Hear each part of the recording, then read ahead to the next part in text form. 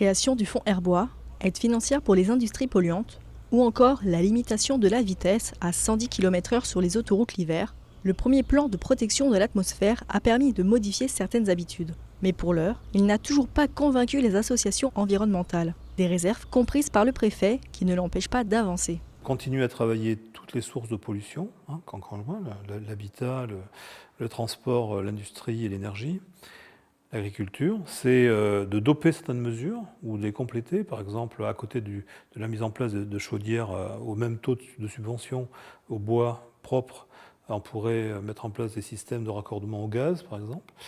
Pour les transports, on devrait également développer l'alimentation en gaz des poids lourds, parce que c'est plus propre. Développer le covoiturage, au-delà de ce qui a été fait aujourd'hui. Dire que c'est complètement nouveau, oui et non. En tout cas, ça serait, en termes d'ambition, plus important comme objectif. 18% des particules fines en moins, c'est le résultat du PPA2. Et pour cette deuxième version, la santé est au cœur des préoccupations. C'est en tout cas le souhait du préfet et des organismes compétents.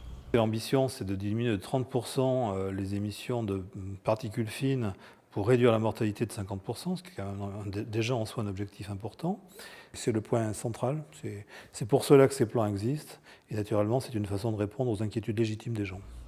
Actuellement, 8 groupes de travail rédigent le nouveau plan de protection de l'atmosphère. Une fois accepté par le gouvernement, il devrait être appliqué à la fin de l'année 2018 pour une durée de 5 ans.